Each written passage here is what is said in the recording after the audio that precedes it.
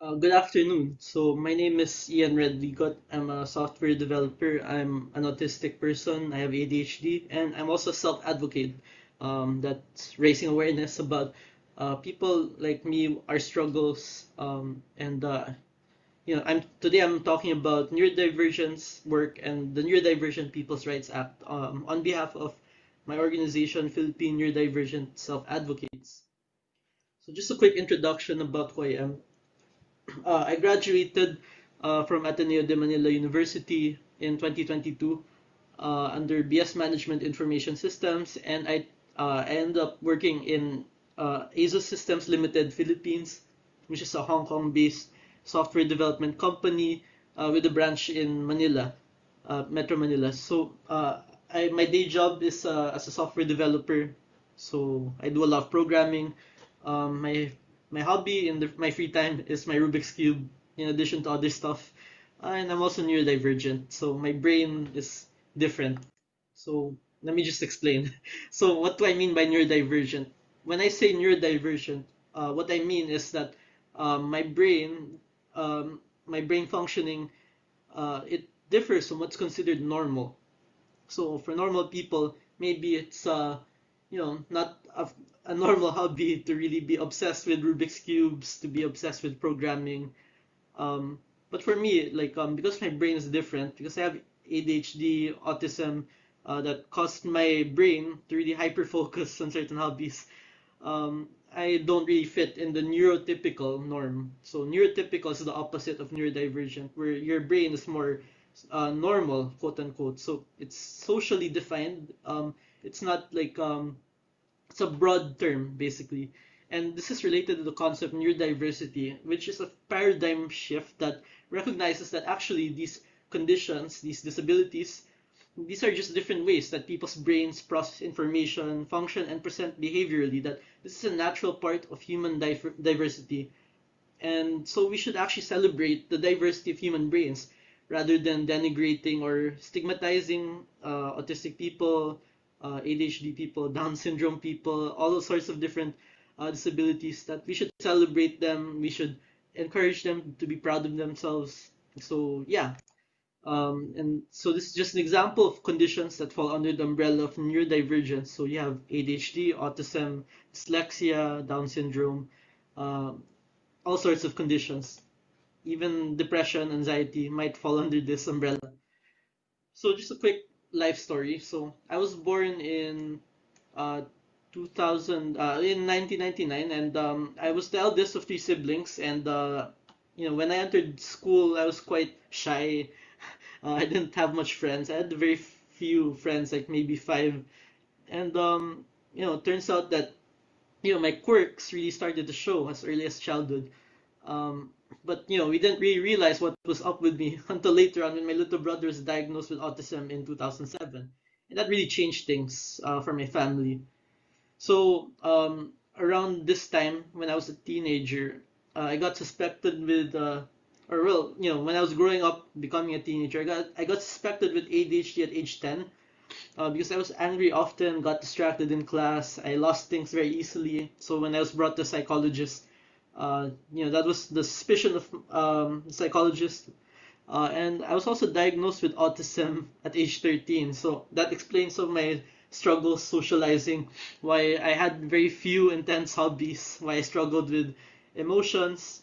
And eventually it also explains why I really gravitated towards programming in high school. It really became my obsession.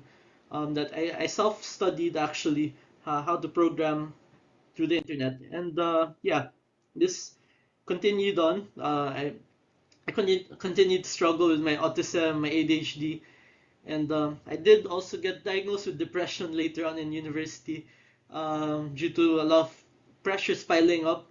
Luckily, I survived. I got to graduate. There were a lot of ups and downs in my university years, but I made it. I didn't get the cum laude, but I graduated, and I was able to enter the workforce. So how did that happen exactly? How did I go from a student to a software developer?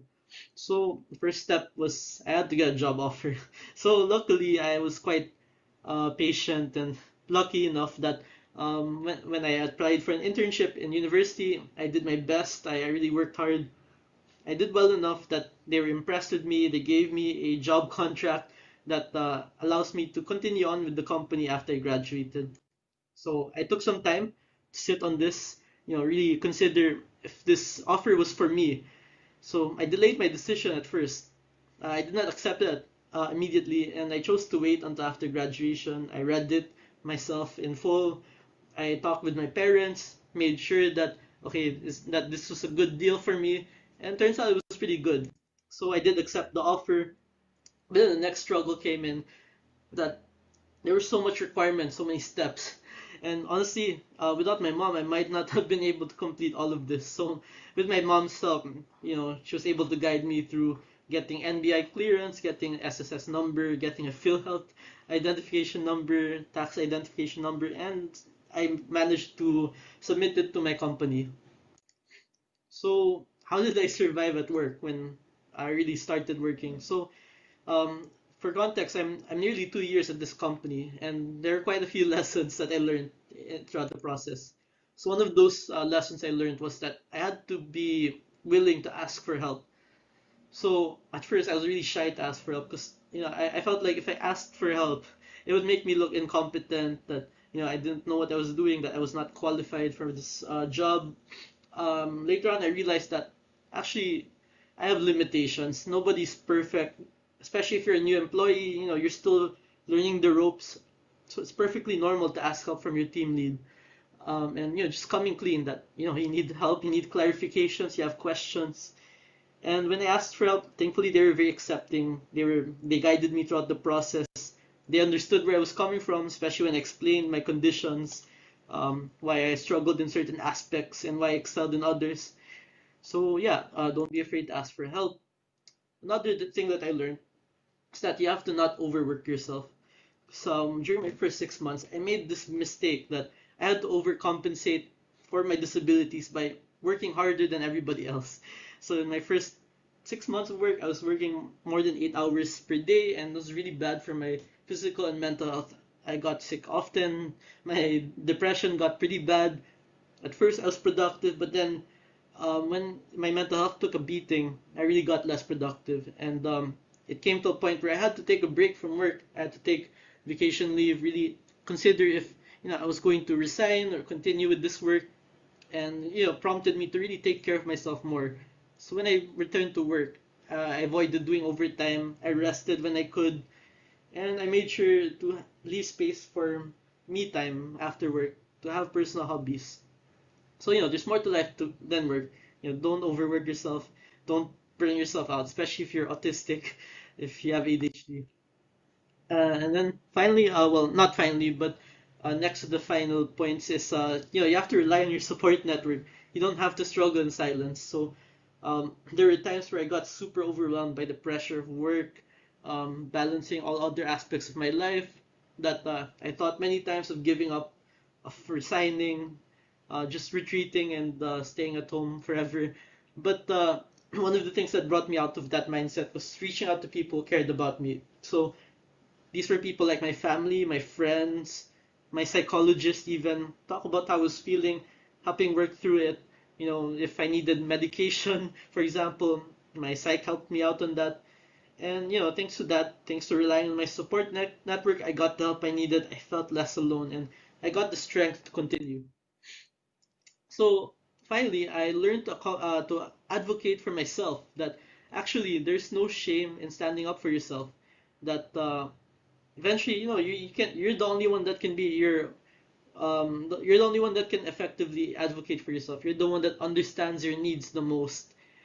So because of my ADHD and depression, I struggled right at work, and people do notice that something's off. Eventually, you have to come clean. That actually, right now, maybe you're struggling with burnout. Right now, you're struggling with your executive dysfunction, your emotional dysregulation, and you have to explain actually your team leads about your disabilities. That's what I did. I explained my conditions. It might not work for all workplaces, but there's sometimes when you're really in a bind, you have to come clean. And thankfully, my workplace was understanding. I was able to ask for accommodations, and that allowed me to continue accomplishing my tasks. And up to this day, I'm still working for however long, and yeah, it's a testament to the effectivity of self-advocacy. So where do you go from here? So 'cause that's just me in my workplace. How about everyone else in other workplaces that are not as understanding, not as aware about neurodivergence, not as aware about autism, ADHD? So this is where we have to inspire others to self-advocate, that we have to teach others the skills to survive in a world full of challenges for people like us. And that involves teaching them to come clean about their disabilities, to really talk about it openly, not to be ashamed of it, to wear it with pride, that it's a part of you. It's not something to be ashamed of. That you simply need different support from others. Secondly, we have to connect with others like us. We have to build communities where we feel safe to be ourselves. And finally, we have to get involved in efforts to make the country better for neurodivergent people. So, before I end this presentation, let me plug actually the Neurodivergent People's Rights Act filed by Representatives Yaur Rahman, Alonto Adyong, that seeks to comprehensively improve the lives of neurodivergent Filipinos in various aspects. And in particular for employees like us, this bill would focus on ensuring that people like us get to enjoy employment without discrimination, that we get to enjoy reasonable accommodations at work, that we get to enjoy psychosocial support and other support services to help us thrive in the workplace.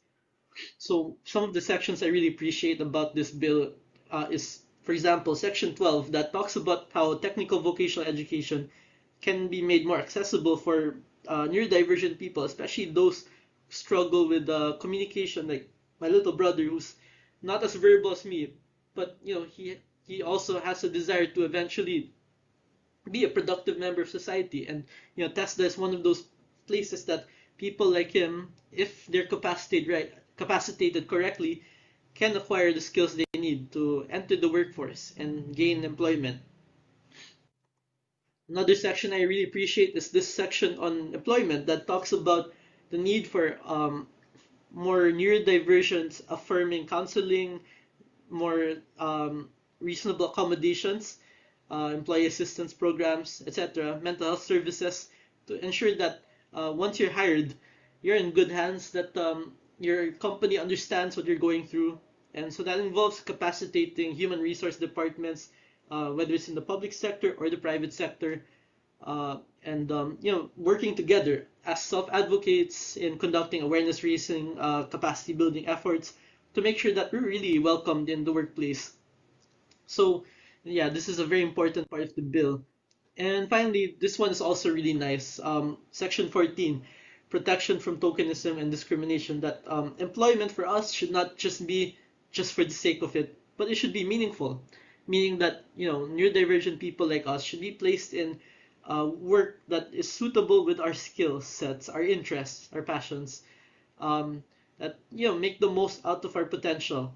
And that also allow us to receive identical benefits, that allow us to receive the similar wages that match our living costs, and that allow us to have job security, because we're really not that different from quote unquote normal neurotypical workers. We just need different support measures to allow us to reach our full potential. So we should not be treated as economic drains or a waste of resources, but untapped investment, untapped talent pools.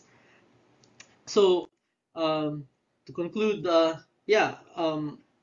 apart from promoting bills like the NPRA, I also encourage you to join organizations like FINSA, Philippine Neurodivergent Self-Advocates. We're a new organization of self-advocates composed of neurodivergent people from different backgrounds, students, workers, professionals. So if you want to join us, here's the link, bit.ly join FINSA. So thank you for listening.